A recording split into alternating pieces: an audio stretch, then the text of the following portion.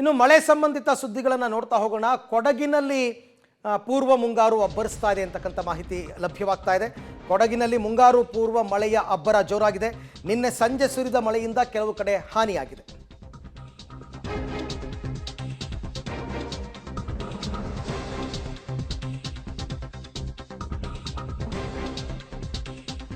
ಕೊಡಗಿನಲ್ಲಿ ನಿನ್ನೆ ಸಂಜೆ ಸುರಿದ ಮಳೆಗೆ ಭಾರೀ ಮಳೆಯ ಹೊಡೆತಕ್ಕೆ ತಡೆಗೋಡೆ ಕುಸಿದು ಮನೆಯೊಂದಕ್ಕೆ ಹಾನಿಯಾಗಿದೆ. ಮನೆಯ ಬೆಡ್ರೂಮ್, ಅಡುಗೆ ಕೋಣೆ, ಡೈನಿಂಗ್ ರೂಮ್ ಎಲ್ಲ ಗೋಡೆಗಳಿಗೂ ಹಾನಿಯಾಗಿದೆ. ಕುಶಾಲನಗರದ ಉರ್ದು ಶಾಲಾ ಶಿಕ್ಷಕಿಯಾಗಿದ್ದಾರೆ ಶಾಂತಲಾ ಅವರು. ಅವರ ಮನೆ ಅದು. ಕುಶಾಲನಗರದ ಕೂಡ್ಲೂರಿನ ಕೆಕೆ ನಿಂಗಪ್ಪ ಬಡಾವಣೆಯಲ್ಲಿ ನಡೆದಂತಹ ಘಟನೆ.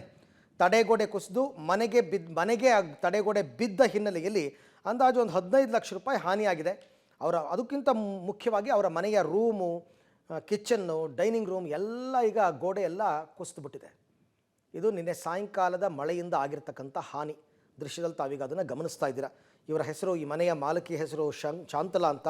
ಕುಶಾಲನಗರದ ಉರ್ದು ಸ್ಕೂಲ್ನಲ್ಲಿ ಇವರು ಟೀಚರು. ಬಟ್ ಮಳೆಯ ತೊಂದರೆಯಿಂದಾಗಿ ಈಗ ಅವ್ರಿಗೆ ಒಂದು 15 ಲಕ್ಷ ಲಾಸ್ ಆಗಿದೆ.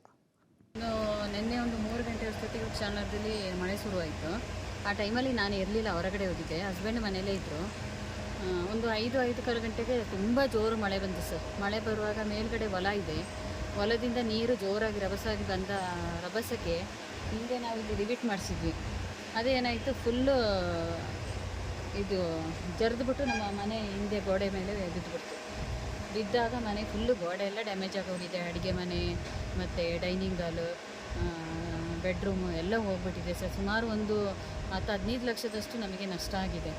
ಈಗ ನಾವು ಪಿ ಡಿ ಒಗೆ ಮತ್ತು ತಹಶೀಲ್ದಾರ್ ಅವರಿಗೆಲ್ಲ ಕಾಲ್ ಮಾಡಿ ಅವ್ರು ಬಂದು ಈ ಬಗ್ಗೆ ಮತ್ತಷ್ಟು ಮಾಹಿತಿ ನಮ್ಮ ಕೊಡಗು ಪ್ರತಿನಿಧಿ ಮಲ್ಲಿಕಾರ್ಜುನ್ ಅವರಿಂದ ಪಡೀತಾ ಹೋಗೋಣ. ಮಲ್ಲಿಕಾರ್ಜುನ್, ಈಗ ಕೊಡಗು ಜಿಲ್ಲೆಯಾದ್ಯಂತ ಮಳೆ ವ್ಯಾಪಿಸ್ಕೊಂಡಿದೆಯಾ? ಅನಾಹುತಗಳು ಏನೇನಾಗಿದೆ ಪ್ರಮುಖವಾಗಿ? ಖಂಡಿತವಾಗ್ಲೂ ಅರವಿಂದ್, ಕೊಡಗಿನಲ್ಲಿ ಮುಂಗಾರು ಪೂರ್ವ ಮಳೆ ಕೂಡ ಎಲ್ಲೆಡೆ ಆಗ್ತಾ ಇರ್ತಕ್ಕಂಥದ್ದೇ. ಅದರಿಂದ ಒಂದಷ್ಟು ಅವಾಂತರಗಳು ಕೂಡ ಸೃಷ್ಟಿ ಆಗ್ತಾ ಇದೆ. ಕೊಡಗಿನ ಕುಶಾಲನಗರ ತಾಲೂಕಿನಲ್ಲಿ ಮೊನ್ನೆ ಮತ್ತು ನಿನ್ನೆಯಿಂದ ಆಗ್ತಿರುವಂತಹ ಮಳೆಯಿಂದ ಸಾಕಷ್ಟು ಅವಾಂತರಗಳು ಕೂಡ ಮುಂದುವರೆದಿರ್ತಕ್ಕಂಥದ್ದು. ಈ ನಿಟ್ಟಿನಲ್ಲಿ ಅನೇಕ ಬಡಾವಣೆಗಳಿಗೆ ಮೊನ್ನೆ ಸಾಕಷ್ಟು ಮಳೆ ಆಗಿರ್ತಕ್ಕಂಥ ಪರಿಣಾಮದಿಂದ ನೀರು ಕೂಡ ನುಗ್ಗಿತ್ತು. ನಿನ್ನೆನೂ ಕೂಡ ಒಂದಷ್ಟು ತಡೆಗೋಡೆಗಳು ಕೂಡ ಮನೆಯ ಮೇಲೆ ಬಿದ್ದಿರ್ತಕ್ಕಂಥದ್ದು. ಮಳೆಗೂ ಕೂಡ ಒಂದಷ್ಟು ಮನೆಗೆ ಹಾನಿ ಕೂಡ ಆಗಿದೆ.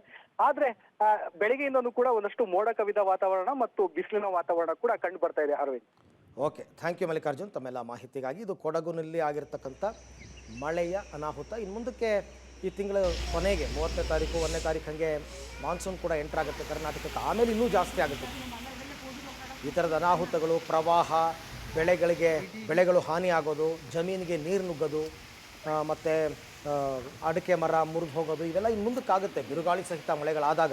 ಈ ಎಲ್ಲ ಎಫೆಕ್ಟ್ ನಾವು ನೋಡ್ತಾ ಇರೋದು ಪೂರ್ವ ಮುಂಗಾರಿನ ಪರಿಣಾಮ.